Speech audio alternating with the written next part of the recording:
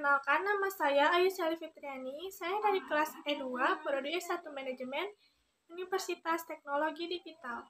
Di sini saya akan mempresentasikan mengenai perencanaan tenaga kerja dari mata kuliah Manajemen Sumber Daya Manusia. Di sini saya akan mempresentasikan mengenai perencanaan tenaga kerja. Dalam konsep perencanaan tenaga kerja, terdiri dari latar belakang, hakikat, dan makna, faktor-faktor yang mempengaruhi tujuan, fungsi, dan prinsip. Yang pertama ada latar belakang perencanaan tenaga kerja.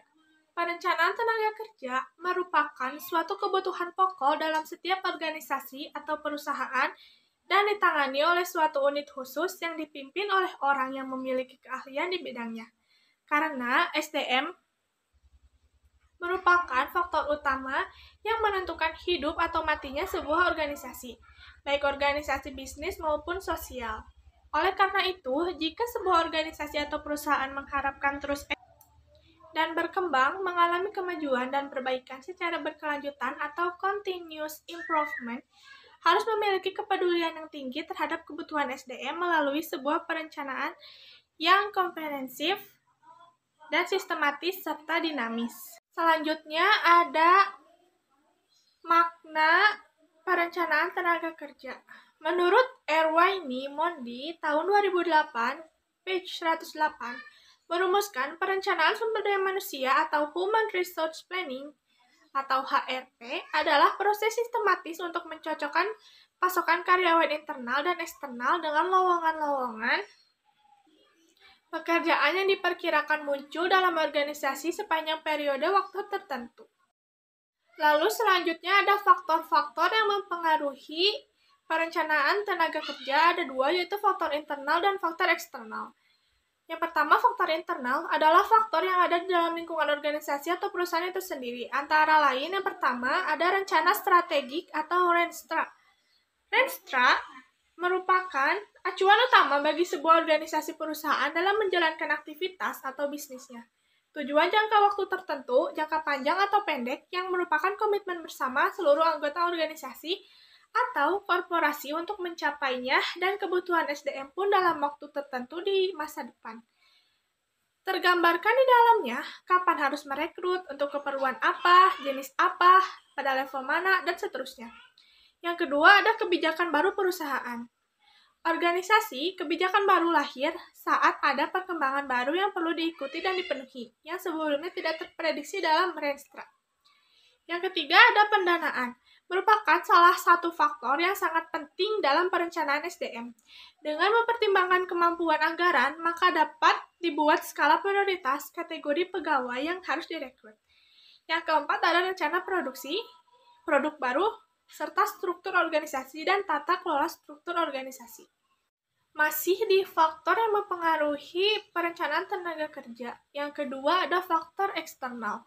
Adalah faktor yang ada di luar lingkungan organisasi, antara lain kebijakan pemerintah, sosial budaya, geografis, teknologi, kebijakan luar negeri, lembaga pendidikan atau diklat, pesaing, kompetitor, demografis, atau dinamika penduduk.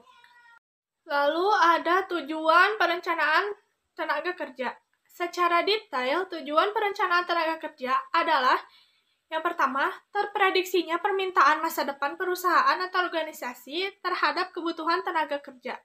Yang kedua, terprediksinya jenis pekerjaan yang masih tetap dibutuhkan atau pekerjaan yang akan terhapus dan digantikan oleh teknologi. Atau pekerjaan baru yang akan muncul yang memerlukan jenis tenaga kerja baru. Yang ketiga, diperoleh kepastian pasokan atau supply tenaga kerja untuk jangka pendek dan jangka panjang secara berkelanjutan.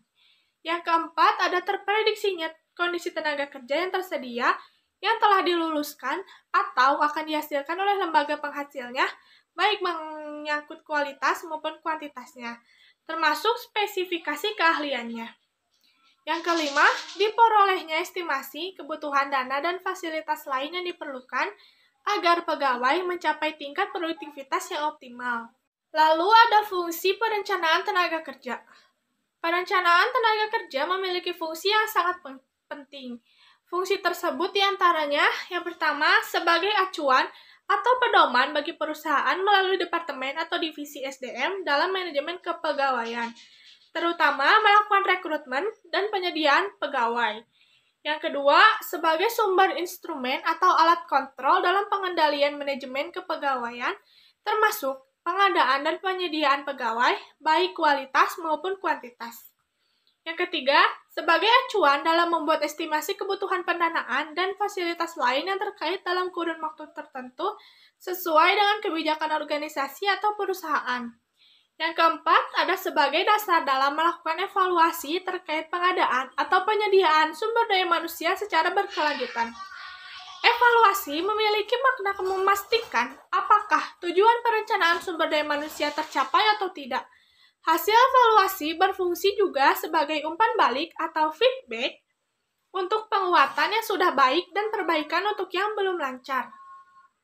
Yang terakhir, di sini ada prinsip perencanaan tenaga kerja. Yang pertama ada sistematis dan logis. Mengikuti langkah dan tata aturan yang lazim dipakai, disusun berdasarkan data dan informasi yang valid dan masuk akal. Tidak dikira-kira atau direkayasa tanpa data. Dengan demikian, maka dapat dipertanggungjawabkan dan mudah dipahami oleh siapa saja yang memerlukannya. Yang kedua ada komprehensif. Harus mencakup berbagai hal yang berkaitan agar cakupannya luas dan menyeluruh. Hal tersebut supaya tidak terjadi kondisi yang parsial yang akan mengakibatkan kerugian perusahaan. Perencanaan sumber daya manusia yang komprehensif akan memberikan penjaminan efektivitas ketersediaan pegawai secara berkelanjutan. Yang ketiga ada futuristik. Untuk antisipasi masa depan dan mempertimbangkan masa lalu dan masa kini.